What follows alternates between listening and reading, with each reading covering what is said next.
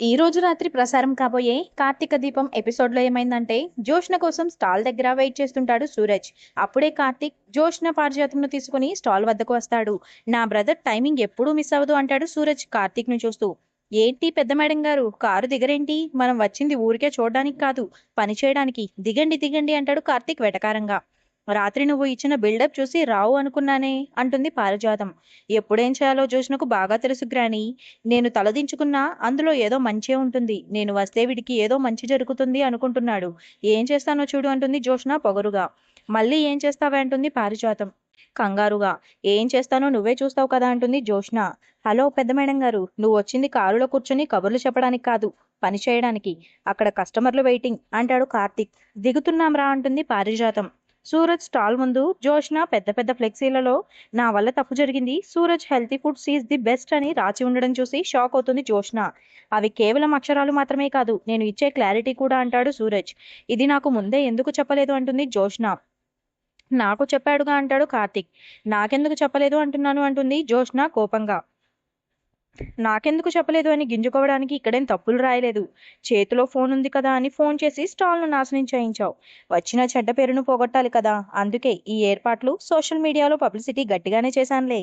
Morning నుంచి నువ్వు బిజీగా ఉండి ఇంకా ఆన్లైన్కు వెళ్ళినట్లు లేవు.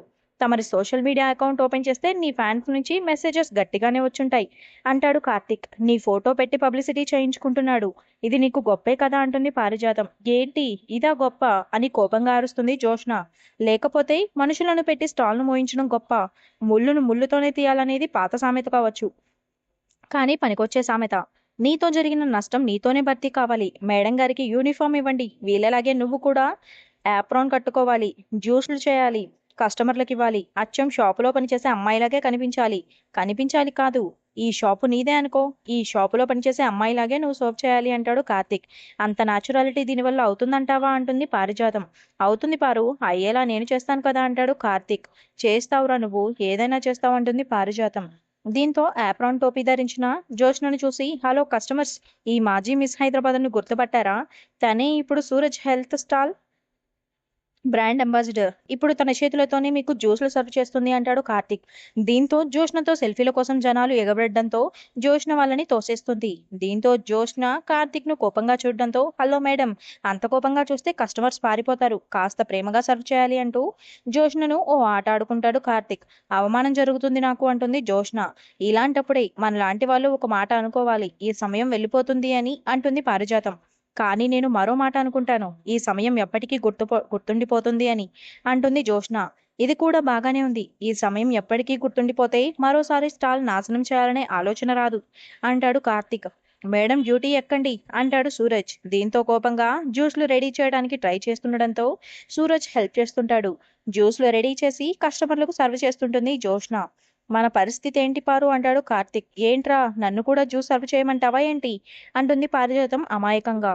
లేదు పారు, మనం కుర్చీలు వేసుకుని మేడం గారిని ఫొటోస్ తీసి పెద్ద స్టార్కు పంపిద్దాం, ఆయన సంతోషంగా ఫీల్ అవుతాడు అంటూ పారుతో కలిసి జోష్న ఫొటోస్ తీస్తుంటాడు కార్తీక్. మరోవైపు జోష్న ఫొటోస్ చూస్తూ బాధపడుతుంటాడు శివనారాయణ. చూడండి, ఈ ఇంటి వారసురాలు ఎలాంటి పరిస్థితి తెచ్చుకుందో. అహంకారం మనిషిని ఏ స్థాయికి దిగజారుస్తుందో జోష్నకు ఇప్పటికైనా అర్థం కావాలి. ఇలాగా నా మనవరాలని చూడాలనుకుంది అంటూ బాధపడుతుంటాడు శివనారాయణ. నువ్వే కదా నాన్న వెళ్ళమన్నావు అంటుంది కాంచన. మరేం చేయమంటావమ్మా, చేసిన తప్పుకు మనమే దండించాలి, కానీ దానిని దండించే వయసు ఏనాడో దాటిపోయింది. ఇలా చేస్తే అయినా మరోసారి తప్పు చేయకుండా ఉంటుందని నాకు ఇష్టం లేకపోయినా దానిలో మార్పు కోసమే వెళ్ళమన్నాను.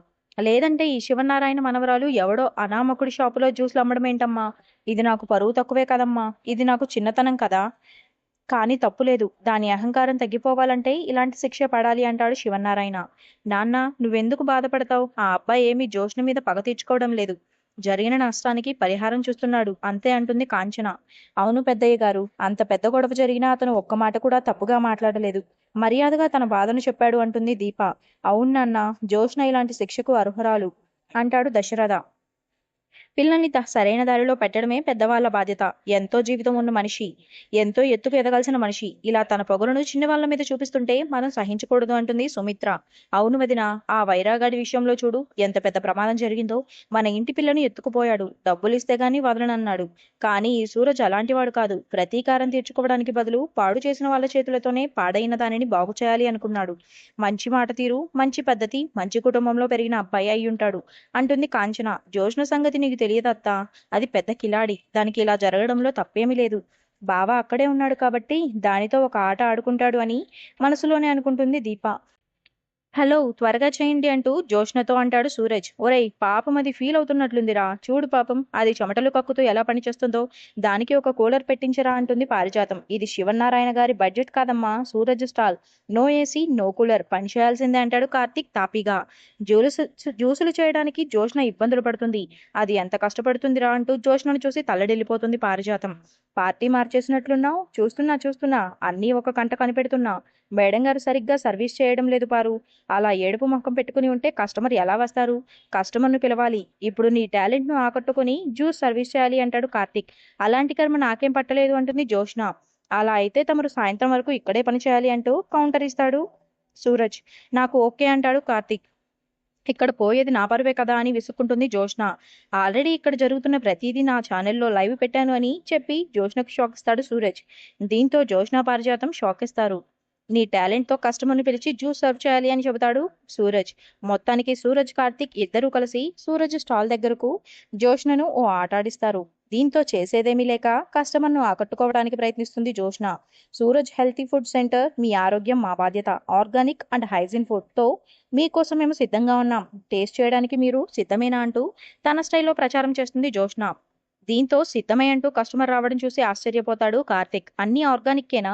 అయితే నీ చేత్తో ఒక మంచి జ్యూస్ చేసివ్వు అని కస్టమర్ అడగడంతో జ్యూస్ చేసిస్తుంది జోష్న. ఫ్లెక్సీలో ఉన్న జోష్నను చూసి నీ కొట్టు ముందు నువ్వే ఫొటోస్ పెట్టుకున్నావేంటి అని మరోసారి అడుగుతాడు కస్టమర్. ఏం మాట్లాడుతున్నావయ్యా, ఇలాంటి స్టిల్ పెట్టుకునే స్థాయి ఆ దానికి అంటుంది పారిజాతం కోపంగా. మరీ ఈ పిల్లది ఏ స్థాయో అంటాడు కస్టమర్. పని మనిషి స్థాయి అంతేగా చిన్న మరదలా. తమరు ఇప్పుడు షాపులో పనిచేస్తున్న అమ్మాయి, పనిచేస్తున్న వాళ్ళను అలాగే కదా అనాలి అంటాడు కార్తీక్. అంటే పని పిల్ల ఫొటోస్ ఇలా ఫ్లెక్సీల్లో పెడతారా? ఈ పిల్ల ఫొటోస్ షాపు ముందు ఎందుకు పెట్టారు? మరో క్వశ్చన్ చేస్తాడు కస్టమర్. ఏంట్రా వాగుతున్నావు? ఎవడ్రా కొట్టులో జ్యూస్ చేసే పిల్ల, ఎవడ్రా? నీ పని చెప్తా అంటూ కోపంతో ఊగిపోతుంది జోష్న.